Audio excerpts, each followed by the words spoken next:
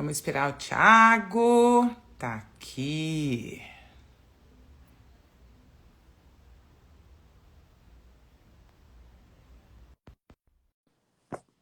Vamos lá. Oi! Boa noite! Tudo bom? Como é que você tá? Tudo em ordem? Tudo ótimo. Deixa eu só Tava mexer aqui um ansioso para essa pouquinho. quarta-feira, viu? E aqui um frio, Ti, que você não tem noção. São Paulo tá friozinho, Curitiba deve estar mais frio ainda. Uma Gelado. delícia. Gelado. Então, hoje vamos falar de um destino que é muito bacana. Que eu preciso voltar. Intrigante. Intrigante. E eu preciso voltar, Thiago. Eu preciso voltar. Eu estava vendo. Ai, meu Deus do céu, como é especial, viu? Como esse Vietnã é especial, como tem... É o que você falou, a gente poderia ficar falando 10 lives aqui sobre o Vietnã, né? Porque Verdade. é realmente surpreendente, né? Dá boa noite para todo mundo que está entrando aqui, gente. Hoje a gente vai compartilhar um pouco das nossas experiências no Vietnã. E, assim, se vocês quiserem convidar outras pessoas, mandem ali no aviãozinho a nossa live, que daí já entra automático, as pessoas já entram para compartilhar isso com a gente, porque a ideia é essa. A ideia é a gente Boa dividir ideia. informação o tempo todo e É fazer isso a aí. coisa andar, né? É isso aí. E a gente vai falar de um país que para uns é truculento, para outros é delicado, mas para todos é absolutamente rico em tradições, histórias e lendas. Inclusive, pessoal, Exatamente. hoje eu vou pedir licença para vocês porque eu vou inovar. Eu Eba! trouxe, eu trouxe aqui um verdadeiro conto. São contos, são lendas do Vietnã. Eu vou contar histórias que quem conhece são aquelas vietnamitas senhoras que trabalham nos mercados, aquela que você conhece numa ida ao mercado vietnamita no sul, por exemplo, onde as pessoas têm um domínio um pouquinho maior do inglês por conta da convivência por tantos anos com os americanos na guerra. Então, assim, é uma coisa interessante. É a mesma coisa que conversar com a avó da gente sobre as lendas e as histórias do que eles viveram. É sensacional. Eu E quanta peço. coisa a gente aprende, né, com essas Sim, pessoas que dão realmente essa carga cultural, porque eles é que não deixam morrer, né, essa coisa de cultura raiz mesmo, né? exato. E é muito interessante que, assim, embora o Vietnã sofreu inúmeras invasões por muito tempo, ele se manteve bastante intacto, né? Ele se manteve com as suas tradições preservadas, com a cultura preservada. Isso é muito legal. Isso é muito legal, né? Mas até mesmo em razão de tudo, toda a questão política do que aconteceu, né, Thiago? Eles têm essa coisa, e até hoje, assim, eles têm essa coisa muito arraigada da cultura e tentar não se misturar com a coisa da Indochina, Laos, Camboja, Tailândia. Ele é um Isso. país fechado e ensimesmado mesmo, né? É uma Exato. coisa ensimesmado. E eu acho que é essa que é a grande riqueza, porque Uhum. eles mantêm com punho de ferro a questão da cultura ali, tentando ser a mais intacta possível, né? Legal. Vamos começar? Você fala um pouquinho, então, sobre essa questão da história, da breve... Todo mundo quer saber da guerra. Depois eu vou entrar com essa parte mais lúdica do storytelling para complementar isso de uma forma mais diferenciada, Flávia. Perfeito. Não, bem, só para a gente entender, eu acho importante quando a gente faz uma viagem, a gente traça um projeto, eu acho muito importante que você tenha a ideia, efetivamente, a história de onde você está indo. O que você está indo buscar lá? Justamente isso. Você quer entender aquela cultura e por quê, para que as coisas façam sentido, né? Então, o Vietnã, ele foi, na verdade, ele era uma possessão chinesa, e ele foi fundado em 908, 910 depois de Cristo, e era um reino, e ele passou em 54 para o domínio francês, quando os franceses entraram na Indochina. Uhum. E pegaram toda aquela região, Birmânia, Tailândia, Laos, Vietnã, Camboja, eles entraram. E o que acontece?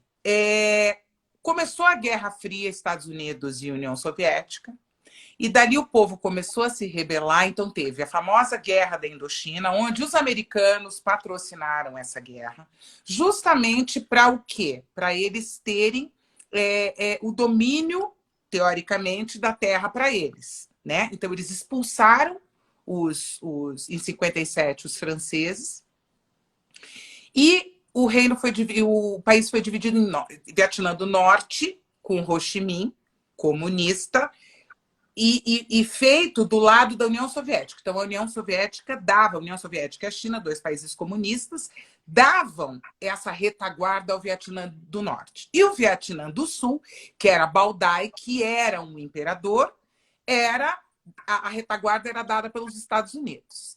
E ali deu-se a melódia.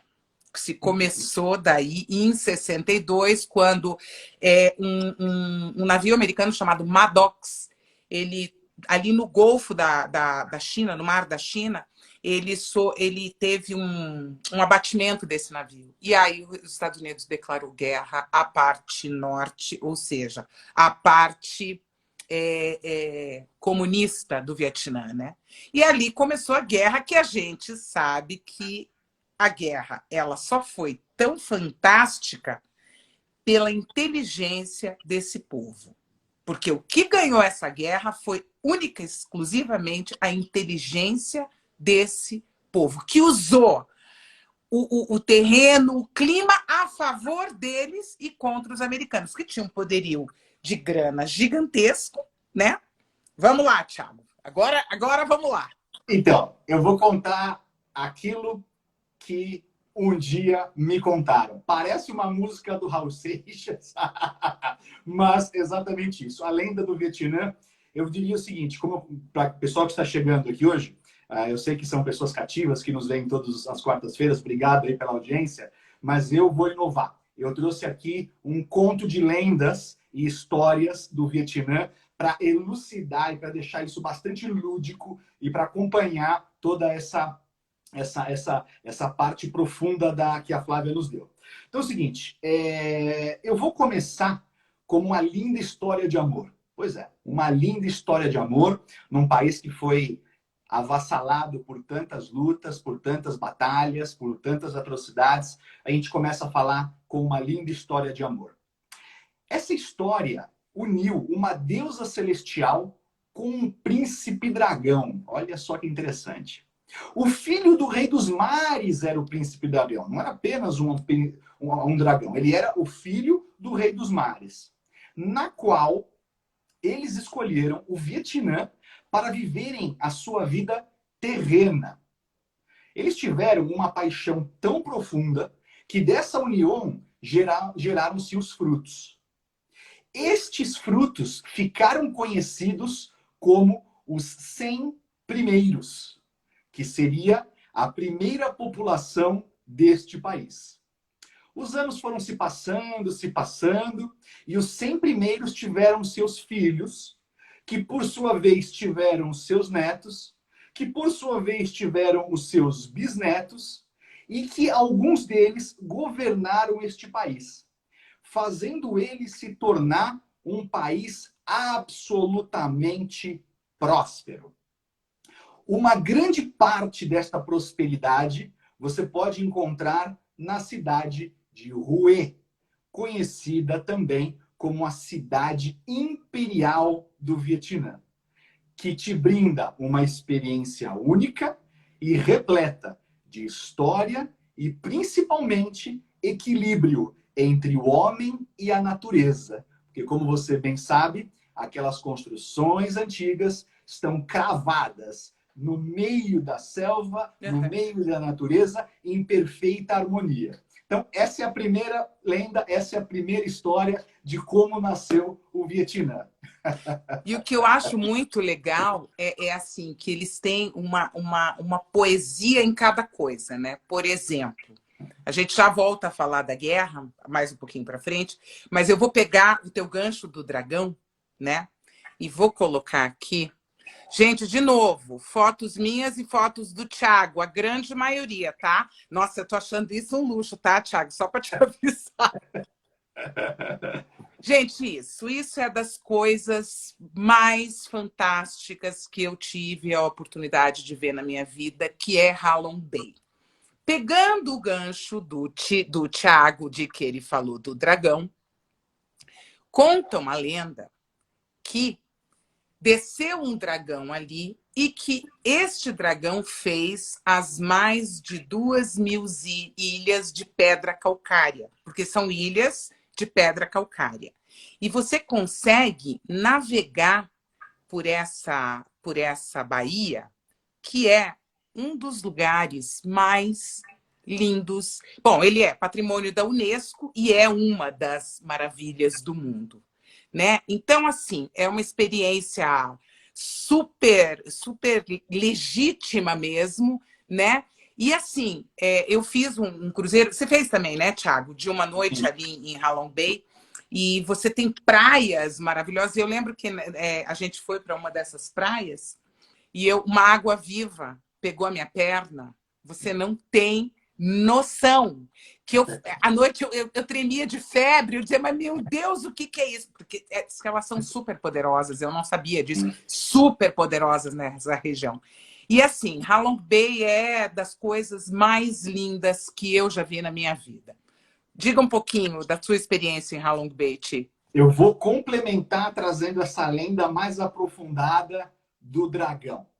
Como falamos que os 100 primeiros tornaram esse país muito próspero, e toda prosperidade, quando você mostra, causa um pouco de inveja, e naquela época os invasores queriam invadir para pegar parte dessa prosperidade, em resposta às preces do amado povo vietnamita, foi enviado o príncipe dragão, que é o famoso protetor, que trouxe consigo joias. Olha bem, joias.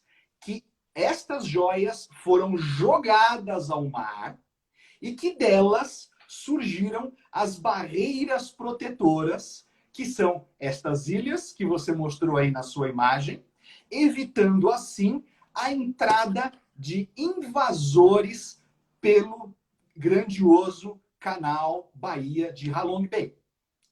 Contudo, como você mesmo falou, patrimônio da humanidade, lista das 7 maravilhas naturais do mundo, é inegável que tem que fazer uma experiência de minimamente uma noite ali. Mas, mesmo depois desse grande feito do Príncipe Dragão, infelizmente aconteceu as invasões, que deixaram marcas e cicatrizes profundas em seu povo e em sua terra. Olha, hoje você está afiado, hein, Thiago? Hoje você está... É fabuloso, é fabuloso, é fabuloso. Porque é impressionante. Não, e essa poesia que para se contar, né? Então você pensar que cada ilha calcária daquela é uma joia, isso é demais, né? E eu queria falar um pouquinho de Hanoi, que a gente fez um roteirinho só para vocês entenderem, do norte até o sul. Então a gente vai ficar falando um pouquinho sobre cada coisa, né? Falar um pouquinho sobre Hanoi, que na verdade é a segunda maior cidade e a capital, né? Do Vietnã, e que lá tem o Templo da Literatura, que é um templo que foi inteiro dedicado a Confúcio, em 1100 e pouquinho, e hoje abriga uma super universidade de literatura. Você sabia disso, Thiago? Sim. Uhum. É demais, né? Eu estou procurando aqui as fotos. Muito interessante, Olha. Inclusive, isso é muito interessante, né? Todas as invasões e tudo que o Vietnã teve deixaram as heranças. Né? Você vê herança francesa, você vê herança russa, você vê herança chinesa. E o Templo da Literatura é nitidamente um exemplo de uma herança dos chineses que passaram pelo Vietnã. É bárbaro. Total. É super interessante. Esse templo de Confúcio, né, que eles colocam comida e flores e muito incenso e tal. E quando a gente foi muito bacana, porque na parte de trás eles têm, que é uma universidade, né? Na parte de trás estava tendo, na hora que a gente entrou nesse templo, um sarau. um sarau com instrumentos vietnamitas. Foi assim, sabe aquele bálsamo, assim, foi um presente, foi... E assim, o povo com um orgulho, né, dessa coisa, dessa cultura aí, de realmente se manter essa coisa, essa cultura super intacta. Então, o Templo da Literatura é um lugar assim que me deixou muito impressionada pelo ar, a coisa super cheia de flor, né, com muita árvore, eles têm uma coisa de preservar muito, né? E tem também o mausoléu de Ho Chi Minh, que foi quem fez a unificação depois da Guerra do Vietnã, né? Que eu vou colocar aqui. Eu peguei ele saindo do Templo da Literatura, não dá para ver ali, mas ele estava com o céu, o sol descendo atrás do mausoléu de Ho Chi Minh. E você sabia, as tartarugas são demais mesmo, Flá, as tartarugas do tempo da literatura, que é a sabedoria, né? As tartarugas são a sabedoria do tempo da literatura. Mas, Tiago, você sabia que o Ho Chi Minh, ele está em um caixão de cristal doado pela União Soviética, assim como Lenin está na Interessante, Placa né? Vermelha? Ele está Interessante. nesse mausoléu. Você veja como a União Soviética teve uma influência muito grande, né, na história moderna do Vietnã. Porque, do mesmo jeito que foi Lenin, eles fizeram com Ho Chi Minh. E está aí dentro desse mausoléu. E, Exato. Tia, eu queria que você falasse da prisão de Hoa Lo, que o John McCain ficou preso. Antes disso, você tem aí aquela foto do Babi Lake? Você conseguiu pegar aquela foto da apresentação do Babi Lake? Porque eu quero aproveitar aqui a nossa audiência e falar dessa Eu não... lenda. Pera, a do touro, né? Isso, do búfalo. Do búfalo. Peraí, eu tenho só uma... Aqui, ó. Vamos lá, fala dessa lenda. Eu não tenho a foto, eu não baixei. Eu estava ansioso para chegar nessa, essa é a verdade. Eu estava ansioso para chegar nessa. Porque eu acho que de todas as lendas, histórias, contos do Vietnã, essa é a mais emblemática. E eu acho que isso nos traz um aprendizado e um paralelo que hoje a gente tem que olhar isso de uma forma muito importante. A lenda que eu vou contar agora é a lenda da viúva e do búfalo, isso mesmo, a viúva e o búfalo, tá? Era uma vez um búfalo que rondava um determinado vilarejo. E os moradores deste vilarejo decidiram que iriam capturar o animal e repartir a sua carne entre todos os moradores deste vilarejo. Porém, durante a divisão desta carne, uma pessoa não recebeu seu quinhão. E esta era a viúva, uma senhora solitária e que possuía uma vida humilde. Contudo, este búfalo possuía um dono, e ele era nada menos do que o fantasma do rio que ali próximo existia. Pois bem, quando esse fantasma descobriu que o seu animal fora capturado e morto, o fantasma do rio decidiu se disfarçar de um mendigo e fazer uma visita a todos desse vilarejo. Chegando lá, foi de casa em casa em busca de um pouco de alimento e abrigo, mas todos se recusaram a ajudá-lo, exceto quem? A viúva. Lógico. Que, além de dividir o seu escasso alimento, ofereceu-lhe abrigo para passar a noite. Ora, surpreso em encontrar alguém que, mesmo não tenha recebido parte do rateio da carne do búfalo, ainda possui a generosidade de ajudar um total estranho. Isso o comoveu de uma tal forma que, durante uma chuva torrencial que ele fez acontecer nesta noite, a ponto do nível do rio subir tanto que alagou casas e invadiu todo o vilarejo, inclusive afogando-os, exceto a casa da viúva. Desse conto surgiu o Babi Lake.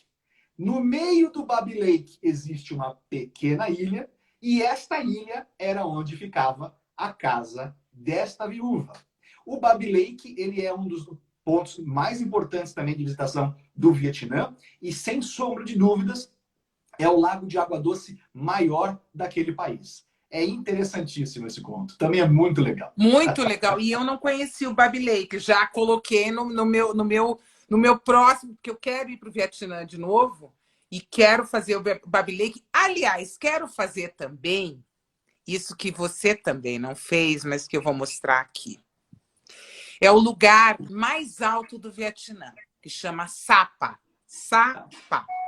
E, na verdade, ali, Thiago, tem uma série de aldeias com tribos locais. Então, é muito interessante, porque você tem opção de trekking, de hiking, que você faz, e são campos de arroz enormes, espalhados. Então, você vai para a parte alta, você faz o hike, você vê todas as montanhas e o vale com os campos de arroz. Quer dizer, meu Deus do céu, hein, Thiago? O que é isso? O que é isso? Falando, é lindo, realmente é muito bonito esses campos de arroz. Você encontra, pelo Vietnã inteiro. Sapa, como você mesmo falou, é um dos principais pontos. Realmente são terraços de arroz e a paisagem é linda. Agora, uma coisa interessante que eu quero dividir com vocês. O arroz não é apenas um alimento para o povo vietnamita. Ele é hoje considerado, hoje não, sempre foi, na verdade, um objeto de adoração, né? Uhum. E que representa muitas coisas. Por exemplo, o trabalho árduo, que representa a riqueza, porque é árduo pra caramba. Você ficar lá com os pés no molhado, agachado, colhendo arroz, é um negócio super rudimentar, diga-se de propósito. A propósito. Então, realmente, é toda uma simbologia por detrás, exatamente. Essa foto é linda, inclusive. Essa Do foto é campo de linda, arroz. Thiago. Linda. Do campo de arroz, porra, você vê no dia inteiro você ficar ali agachado. Então, esse trabalho árduo significa a riqueza. E olha que coisa interessante. Como vocês sabem, o papel foi inventado na China. Antes do papel, antigamente se desenhava onde? Em pedra, em muro, as famosas pinturas rupestres, não é verdade? E quando o papel foi desenvolvido na China e os artistas de época começaram a expressar os seus sentimentos, a sua arte em desenhos, alguns historiadores dizem que os primeiros desenhos que significavam felicidade plena no planeta era o mesmo desenho que significava arroz. Então, a ligação da simbologia do arroz com a felicidade, com esse objeto de adoração é fenomenal. Também é uma coisa bem interessante de dividir com todos vocês, né? E o que eu acho lindo assim do Vietnã, eu lembro que quando a gente saiu de Hanoi e foi para Halong Bay, olha a foto, essa é minha, tá? Olha a foto que eu tirei. Nossa. Absoluto, não, demais, né? Você sabe que eu estou reformando a G1, né? Antes Isso mesmo, Flá. A Flá acabou de fazer uma live, falou do Ananda, que a gente comentou aqui, da Índia. E eu estou reformando a G1 e estou separando algumas fotos das minhas viagens. E eu me deparei com essa foto. Ele era único e ele estava no meio dos campos de arroz. Sabe aquela coisa que você está dentro da van, indo, e que se diz, meu Deus do céu, o que é isso? Para tudo que eu preciso fazer essa foto. Porque tem essa coisa, é um país muito rural, né? Ele é um país muito rural. Mas eu vou dizer uma coisa, vou contar uma coisa para vocês, porque sempre tem que ter a minha parte engraçada, né? Olha que sensacional! Ah lá, ele carrega várias galinhas na motinho, que eu adoro! Sensacional! Ele vai, Thiago, tinha, sei lá, umas 100 galinhas ali, tudo socado dentro da motinha, e é uma ele loucura. ia ali na motinho, com os campos de arroz do lado. Sensacional! Então você vê coisas assim que você diz, não, é uma Índia ajaponesada, né? Porque essa coisa da esculhambação também tem muito, né? É sensacional. E vocês viram o chapéu do vietnamita? Volta uma ali para a gente ver o chapéu dele, Flávia, para a gente comentar, porque isso é uma influência que o Vietnã criou e o mundo inteiro se influenciou. O non lá. É o non lá. É o non lá. Deixa eu pegar o non lá, aquela foto que a gente tem, tá aqui, ó. Exatamente. Essa foto é linda também. Linda, linda, linda. Então, pessoal, o non lá de fato, tá? Nós estamos falando de uma influência do Vietnã para o mundo, tá?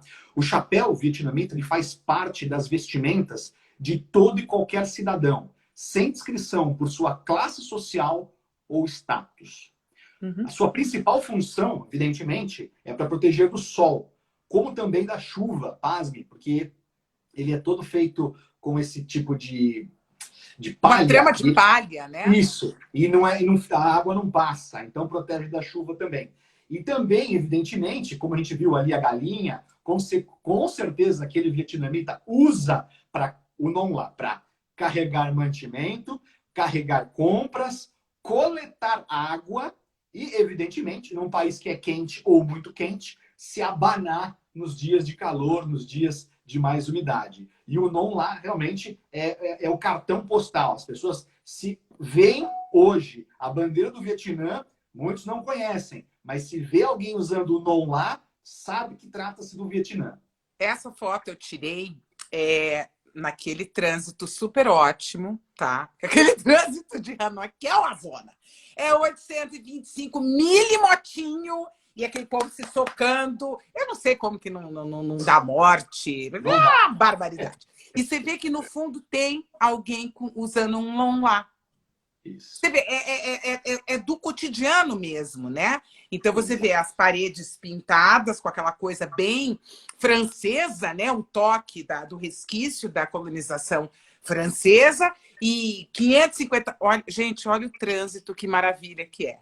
É um mar de capacete, tudo socado e tudo acontecendo ao mesmo tempo aqui e agora. E eu acho que essa que é a grande magia do Vietnã e da Ásia, de um modo geral, né? Só os dois que a gente vai falar semana que vem que não tem essa zona. Mas Índia tem, Tailândia tem. O que é atravessar a rua num ambiente desse daí, Flávia? Não, gente, mas escuta, como que atravessa a rua? Não dá, vai um pouco, volta um pouco, vai um pouco, volta, tudo tem. E você é quase atropelado várias e várias e várias vezes. Várias, mas nunca te atropelam. É impressionante. Nunca. Eles não batem entre si, nunca te atropelam. É uma coisa, assim, sensacional. Verdade. E só para terminar, Hanoi, eu queria falar sobre a prisão de Hoa Lo. Tá aqui. A prisão de Hoa Lo, que ela fica na capital do Vietnã do Norte, hoje a capital do país. E ali que eles prendiam o que eles capturavam na Guerra do Vietnã. E eu estava lendo que o John McCain, o senador que morreu agora, ano passado, ele foi preso, ele foi resgatado, porque ele estava num avião que foi abatido. Aí ele fez um jet, se ejetou, caiu de paraquedas e capturaram. E levaram ele para aquela prisão, que é um bancão, todo mundo sentadinho.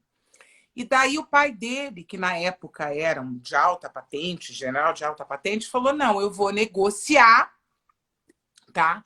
Essa negociação de a gente dar alguns, né, prisioneiros e troca por ele. E ele falou, negativo. Ou vai todo mundo, ou eu vou ficar. E ele ficou um tempão lá, nessa prisão de Hoa Lo. Aí ela tem para o vietnamita normal, tá? Eles dizem o seguinte, que era a Hoa Hilton, não é a Hoa Lo, porque ela hospedou várias celebridades. Então a Hoa Hilton, que eu achei sensacional. Essa é boa.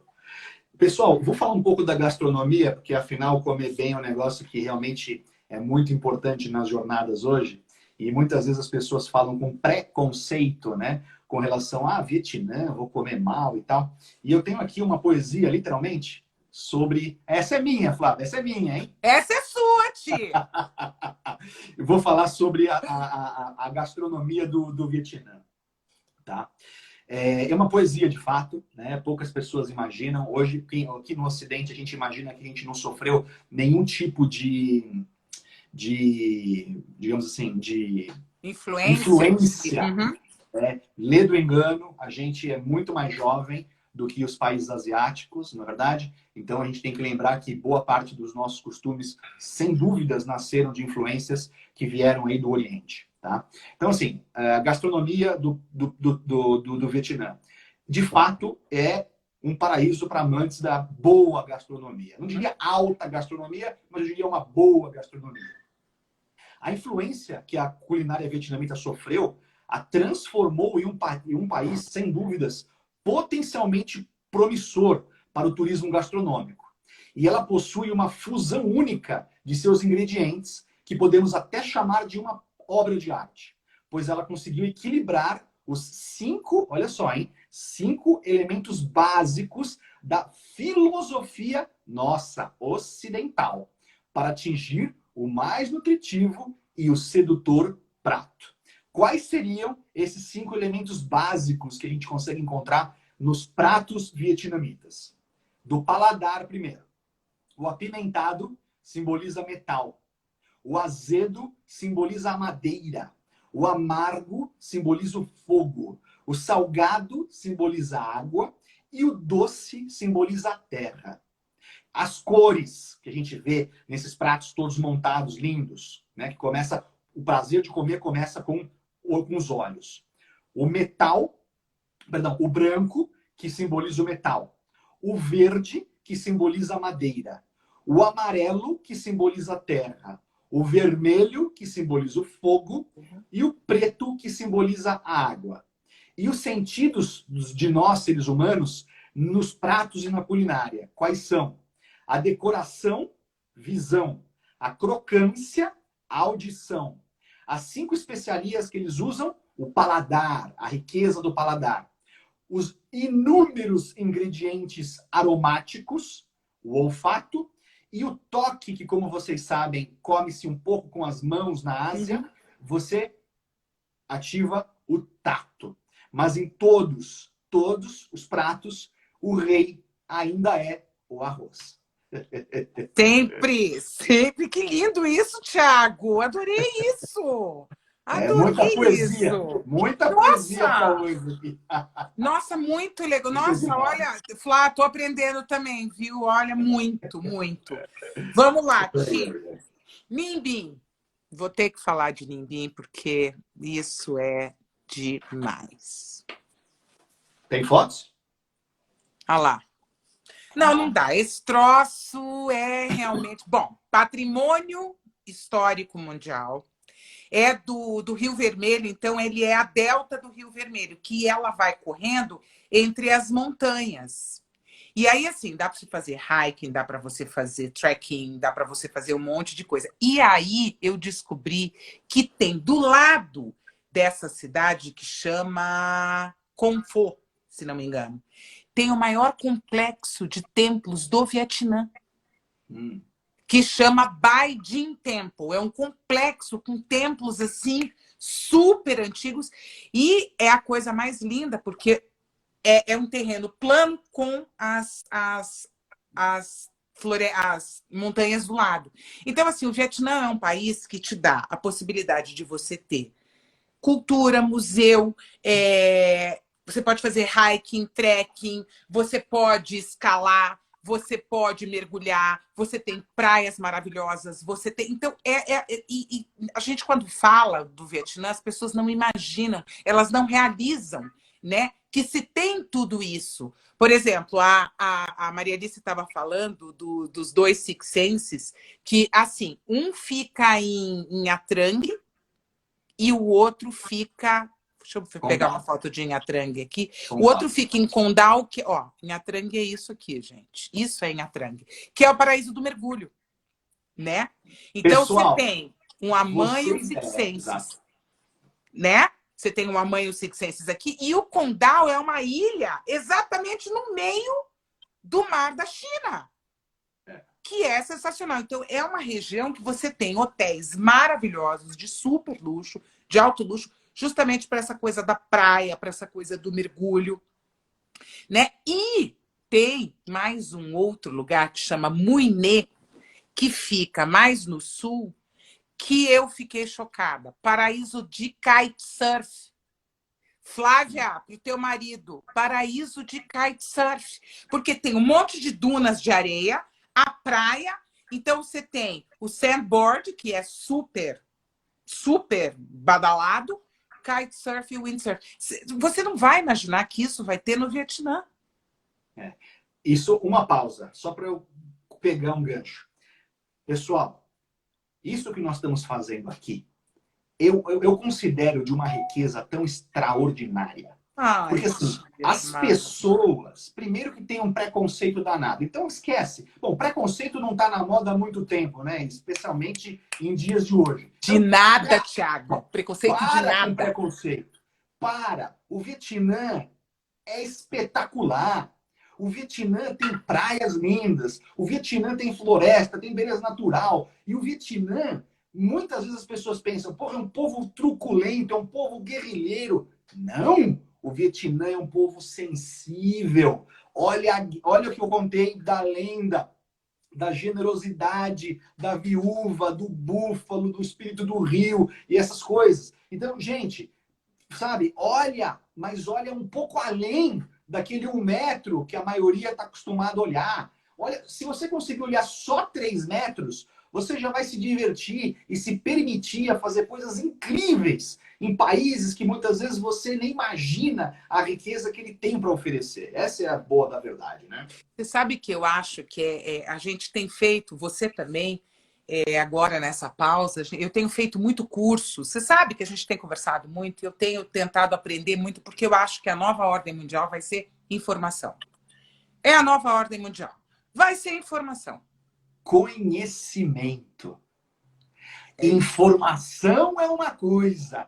Conhecimento é outra coisa. É isso mesmo. Na era da informação, onde qualquer dispositivo móvel consegue informação para você, agora como que você filtra ela numa rede de informação tão, muitas vezes, assim, sem muito nexo, sem muito contexto, como que você filtra isso para conhecimento? Porque o conhecimento é tátil, né? Ele é tátil. Tangibiliza. Exatamente. E eu tenho feito muito isso, eu tenho visto. E eu acho que a gente não tem mais que ter preconceito de nada. Eu já há muitos anos deixei esse preconceito de lado. E quem me conhece sabe o quanto eu sou apaixonada pelo lado de lá do mundo, que por mim, se eu não tivesse meu filho, eu já catava minhas coisas todas e era lá mesmo que eu ia. Eu ia ser, com certeza, uma hippie andarilha, porque eu ia querer era por de um tudo, entendeu? Eu ia querer por de um...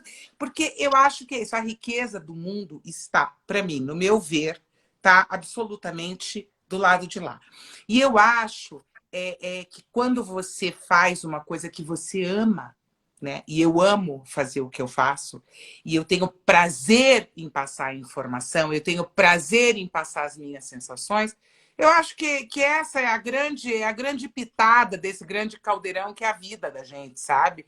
Eu acho que é você ser intenso. Eu sou muito intensa em tudo que eu faço e eu não poderia ser diferente em falar das coisas que eu amo, das paixões que eu tenho. E graças a Deus, Thiago, que eu te encontrei para falar junto comigo das grandes paixões da minha vida. Que é isso, é descobrir o inusitado, descobrir o novo, né? Legal. Coloca aí o Mekong, coloca aí o navio, o barco que a gente navega no Mekong. Isso é uma experiência contemplativa sensacional. Sensacional. O Mekong é também uma marca registrada. Que é no sul, né? Que é no sul. Exato. Que você navega no Mekong com um monte de mercados flutuantes e, fala lá, Thiago, tem um templo Khmer. Exato. Khmer. Porque o pessoal do Camboja vem subindo, vem subindo, vem subindo. Que é sensacional. Exato. Fala da experiência, Ti. Assim, veja, para pessoas que talvez não tenham talvez uma sensibilidade um pouco maior, seria apenas mais um passeio de barco. Mas quando você deixa que na sua cabeça tudo aquilo que você escutou, tudo aquilo que você aprendeu, tudo aquilo que você se informou sobre o Mekong, sobre a importância do rio, sobre esse rio cortar alguns países, não apenas o Vietnã, como a própria Flávia falou, Camboja, o Laos também. Todos os vilarejos que você vê a bordo do barco, os desembarques em pequenos vilarejos, em pequenas vamos falar assim, aldeias, né? Mas vilarejos, acho que é uma forma mais compreensível. É muito legal, é muito bacana, porque cria vida, a história cria vida diante dos seus olhos e te alimenta a sua alma, te alimenta o seu coração daquilo que para você é estático. É aquilo que a Flávia falou, tangibiliza o conhecimento. A informação se tornou conhecimento com essa informação, com essa experiência. Então, de fato, fazer uma experiência que, veja, para você acessar, 2 horas mais ou menos de carro a partir de Ho Chi Minh ou Saigon, que é uma cidade principal do sul, já vamos falar dela, tá certo? É um dia inteiro de passeio, é desgastante sim, porque as estradas não são tão boas, o trânsito é caótico. Galera, você está na Ásia, não tem como fugir desse tipo de ambiente, na verdade, mas assim, uma vez que você senta naquele barco, e aí você troca o barco grande por pequenos barquinhos que o vietnamita vai lá atrás, assim, ó. Que é aquela foto super tradicional dele agachado, com aquelas roupas, às vezes coloridas, o non lá, Com e não ele lá. remando. Uhum. E ele remando atrás do seu barco, enfim, é super bacana. De fato, é um lugar que merece ser conhecido. E o Vietnã, você precisa aí de 10 dias, no mínimo, para você fazer o que precisa ser feito e bem feito, né? Bem feito. Tiago, eu quero falar uma coisa que tem da Late, que aí eu fui pesquisar. Tem um hotel que na verdade, assim, a filha de um.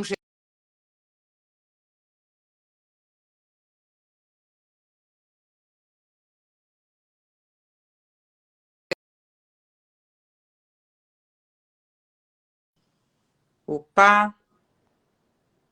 Oi, voltou? Voltei. Deve ter travado aqui, mas voltei. Tá. E ela fez. Olha a casa, é um hotel, Thiago.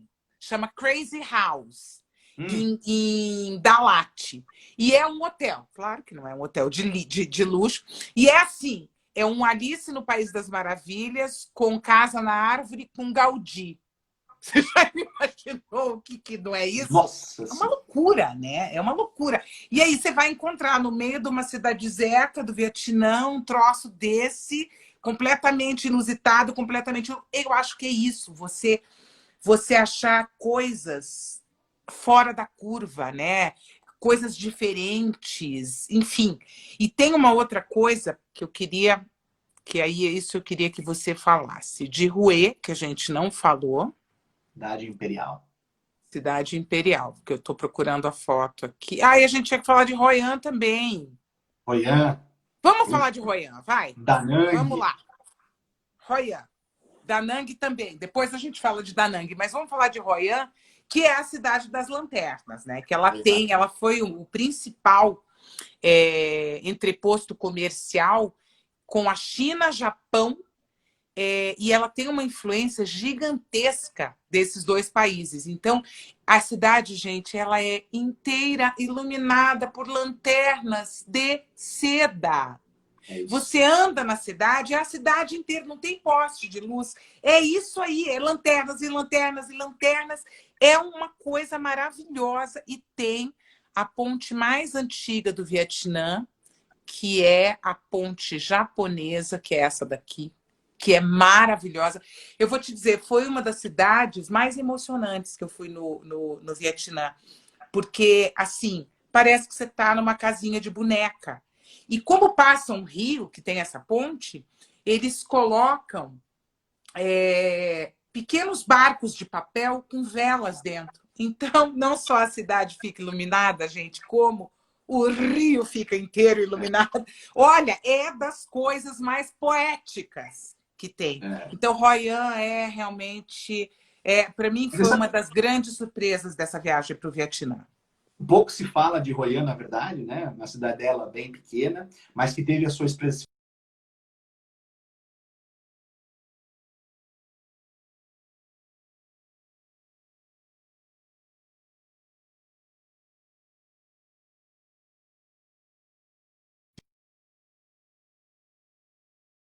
para chegar e sair do país. Flávia? Oi, estou te escutando, estou te Ah, pensei que escutando. tinha travado. Não, estou te escutando. Então,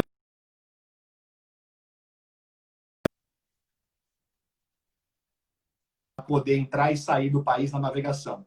Nossa, que vinha pelo Mar da China, né? Que descia Exatamente. pelo Mar da China, que é Exatamente. sensacional. Tiago, Exatamente. vamos falar um pouco dos mercados de rua? Olha lá.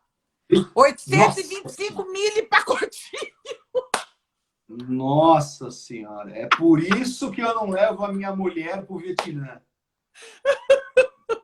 825 mil pacotinho. E teve uma coisa muito engraçada, que a gente estava andando no mercado, que daí tinha sapo vivo, né? Escorpião, aquela coisa toda, né? Andando ali no meio. Aí eu perguntei pro rapaz que estava acompanhando a gente, falei assim, então, ela tá vendendo iogurte ali, mas assim, Thiago, o iogurte, assim, na prateleira, tá? Não tinha, assim, gelo, né? Eu dizia, mas escuta, não é refrigerado? Ele, não, para que refrigerado? É só um detalhe. Naquele calor de 42 É um graus do calor, é Vietnã, uma né? umidade, aquilo é sensacional. E eu dizia, não, gente, sensacional. E as Vai ver que era pessoas que são... kefir. Vai ver que era kefir. Se multiplica no calor, vai saber. Exatamente, exatamente. Então, Flavia, uma coisa que eu acho que nós já falamos, mas talvez tenham pessoas novas hoje na nossa live aqui, a vida do asiático, ela gira em torno de mercados, né? Então, centros comerciais que nem a gente conhece, shopping center, essas coisas, é para pegar turista, porque o vietnamita compra tudo no mercado. Ele compra roupa, ele compra objeto para casa, ele compra comida, ele compra especiaria, ele compra presente, ele compra artigo de limpeza, de higiene pessoal. Tudo se resume a mercado. Então, os mercados na Ásia é um lugar para você se embrenhar naquele mercado todo, porque quando você se embrenha naquele mercado todo, você vai realmente compreender como as pessoas vivem, o que elas consomem e um pouco da cultura dessas pessoas. Isso é muito legal. e assim, a barraquinha ela vende o sapo, mas ela vende a pasta de dente, daí ela vende também arroz, daí ela vende também cardamomo, daí ela tem um pedaço de pano, mas é a mesma barraquinha. Não, Thiago, é sensacional. Isso para mim é priceless, assim, não tem preço. É É verdade. demais, sabe? Aí você tá andando no meio da rua, 825 mil em motinho, com aqueles 300 capacete, aí você vê essa senhora carregando nessas cestas que elas vão equilibrando, e daqui a pouco você vê uma criança dentro de uma cesta dessa. Isso é, Com uma assim... galinha do lado. Ah, lógico, óbvio, galinha sempre, né? E eu acho que é isso, sabe? E a sabedoria desse povo, assim. Eu queria voltar um pouquinho na guerra, só para falar uma coisa que eu acho muito importante dizer, que os americanos, com todo esse poderio econômico e militar e bélico, eles não conseguiram passar em cima desse povo.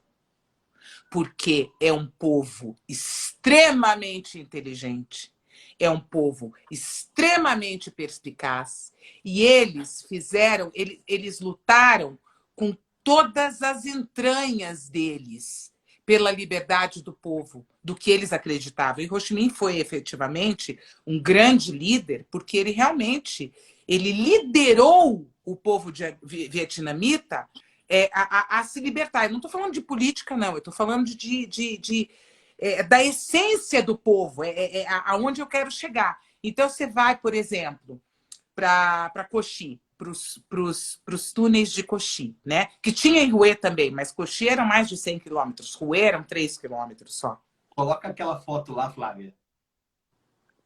Que é sensacional. Que eles faziam túneis, né?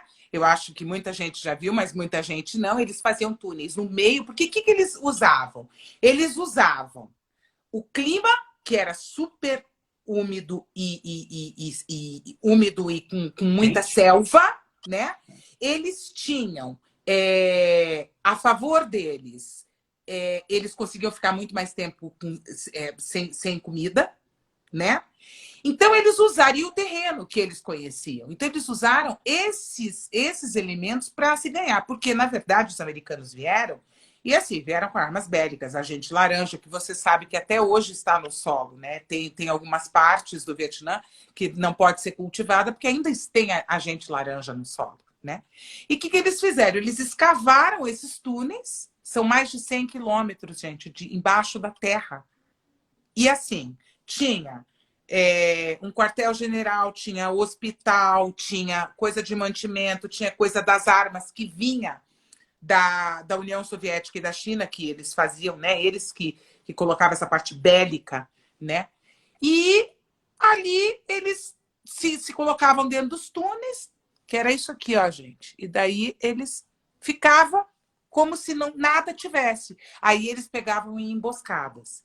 E eu não sei se você viu também, Thiago, que tinham alguns desses buracos que eles colocavam lâminas bem afiadas com muitos veneno. E daí os caras armadilhas. caíam nesse alçapão e morriam envenenados. Eu vi isso, inclusive, quando você faz a visita aos túneis de Coty, a partir lá de Saigon, de Ho Chi Minh, no sul, você vê de perto isso. Você vê todas... E é incrível, você vê as armadilhas que os americanos caíam. Você vê, porque eles fizeram tipo um recorte e uma maquete de como que eram os centenas de quilômetros de túneis ali. Imagina o que é cozinhar arroz, que solta vapor, que vocês sabem disso, e não podia ir para cima, porque se fosse para cima, saísse bomba, iam achar eles. Então, assim, eu acho que o que mais resume o sucesso do povo vietnamita foi resiliente e adaptabilidade. Isso é uma lição para nós ocidentais, que costumamos desistir fácil. Deixa para lá, isso não dá. Porque a adaptabilidade deles, de se adaptar a viver debaixo de túnel por anos e anos e anos, cara, isso é fabuloso. E querendo ou não, a verdade seja dita, o vencedor foi o vietnamita, embora os americanos jamais vão falar que não foram eles. Exato. Mas porque tanto foram os vencedores que Ho Chi Minh desceu, chegou em Saigon, né? Isso. Foi para o Palácio da Reunificação, aonde morava o imperador, e fez a unificação. Jogou os tanques de guerra, jogou os tanques ali em cima dos portões de ferro. Exatamente. Né? Então, eu acho assim, isso mostra a resiliência, que você falou muito bem dito mesmo, a resiliência desse povo e a sabedoria. Né? Você ser sábio, você então tá bom, eu estou entrando numa guerra contra um superpoder, que eu posso fazer? Eu vou usar com as armas que eu tenho, mas a meu favor, né? Então eu acho que isso mostra o que a gente pode encontrar no Vietnã. A gente vai encontrar no Vietnã esse povo que se reinventa, esse povo que usa as suas próprias riquezas como para se sobressair mesmo, né? Então, assim, a cultura é intocada, apesar de ser um país comunista, né? Com uma série de regras, e realmente, eu lembro que na imigração eles são diferentes dos outros países, eles são mais soldados mesmo, mas eu entendo por quê. Porque foi um povo massacrado. Então, você vê na história de Guerra do Vietnã que os americanos entraram em vilas de civis e era um verdadeiro massacre. Com estupro, com matando criança, matando uma série de coisas. Então, eu acho assim, o Vietnã tem, além de muita história, ele tem um elemento que é essa surpresa que traz para a gente, de você saber que num país pequeno como é o Vietnã, você vai encontrar cultura, você vai encontrar história, você vai encontrar uma gastronomia deliciosa, apesar de não ser alta gastronomia. Você vai encontrar kitesurf, você vai encontrar mergulho, você vai encontrar bons hotéis. E quando eu digo bons hotéis, são das melhores redes do mundo, né? E assim, para mim é um país singular. Verdade, verdade. Eu acho que se a gente for... Eu acho que vale as pessoas usarem um dia, talvez meio, né, dependendo do interesse, e conhecer de perto, né, e ir, porque muitas pessoas não vão, para o Museu de Guerra em Ho Chi Minh. É muito importante. Porque, assim, a herança deixada pela guerra, É um negócio muito marcante. E mesmo que foi muito marcante, que o seu guia teve um vô que sofreu, teve um pai que sofreu, teve um irmão que sofreu, mesmo o seu guia, você percebe que ele é uma pessoa generosa, ele é uma pessoa que não foi contaminada pelos horrores da guerra. Esse daí é uma foto que eu tirei em uma sala, que na época era uma das salas de controle, né? Código Morse, eu sei lá como que eles se comunicavam na época, dentro do Palácio da Reunificação, que eles faziam como se fosse um QG na época da guerra, para, enfim, coordenar. Esse é o palácio. Exatamente. Esse é o palácio que é museu até hoje, você pode entrar e visitar. E foi aí que os tanques se chocaram, do comunismo se chocou contra os portões para tentar invadir e tomar posse. Mas é interessante que Ho Chi Minh ainda preserva uma coisa da colonização francesa, porque você tem a Catedral de Notre-Dame, e veja, é uma catedral cristã, católica, né? E você tem os Correios de Ho Chi Minh, que é super famoso, porque quem construiu o projeto é de Gustave Eiffel, que fez a Torre Eiffel. Uhum. Olha dentro que coisa mais linda. Exato. Então, eles têm essa coisa bem colonial mesmo, bem... Estão perguntando aqui se tratam bem o turista. Tratam que nem rei. Que nem rei. Eles são extremamente cordiais, eles são extremamente... eles querem você. E outra coisa, pedem para tirar foto com você porque acham a gente, assim, a última bolacha do pacote, né, Thiago? Porque uma coisa que eu acho muito legal é que, assim, é uma submissão, mas no bom sentido, tá, gente? Não é uma submissão no mau sentido, não. É uma submissão que o povo vietnamita se submete para tratar a gente muito bem, né? E eu nem acho que nem sei, nem é por conta de gorjeta, não é por conta desse capitalismo, não. É porque realmente eles têm orgulho do país, da história, o orgulho das batalhas, das vitórias. E isso é uma coisa que perpetua, né, de geração em geração. Eu acho que os últimos conflitos não foram conflitos que aconteceram há 500, 700 anos, são conflitos recentes, né? Que aconteceu. E está muito, muito vivo na cabeça de todos. Muito. Mas mesmo assim, eles são submissos aos ocidentais e, de fato, têm orgulho de contar a história e as vitórias. Porque, querendo ou não, o Brasil foi uma vitória. Que é guerra. Foi vitória. Foi vitória. Querendo ou não, foi vitória. Né? Quem matou, quem morreu mais, pô, isso é papo furado. Quem sobreviveu, quem viveu num tempo moderno, que história recente, problemas tão grandes como essa, puxa vida, é vitorioso. É vitorioso, né? Eu lembro que a gente tinha uma guia, quando a gente foi para Halong Bay, que devia ter, sei lá, 20 anos. E ela era muito, muito orgulhosa, assim, sabe, da parte da história. E ela ensinando a gente a falar vietnamita, tá? Então, assim, o ma, M-A, tá? Depende da entonação, é ma, mo, ma, mo. É uma coisa, são 15 mas. Um é mãe, o outro é cavalo, o outro é olho. Eu dizia, mas o que é isso? Sensacional! Sabe? Então, essa riqueza, inclusive, de língua, é uma língua rica, né? Tiago, 1 minuto, amor. Aí, ó, tá vendo? É assim, ó. Não falamos já um monte de coisa que a gente tinha para falar. Deu spoiler da próxima semana, por favor. Antes eu vou me despedir. Seguinte, como eu contei a história, chegamos ao fim da história do Vietnã. Mas isso não significa do fim das suas histórias. Ainda temos o livre-arbítrio de reescrevê-las e torná-las ainda mais cheia de lendas, coloridas e saborosas. É com vocês. Perfeito! E gente, o spoiler da próxima quarta é o seguinte: é o país dos templos. É a cidade dos maiores templos da Ásia. É um negócio assombroso de incrível. Vocês vão adorar.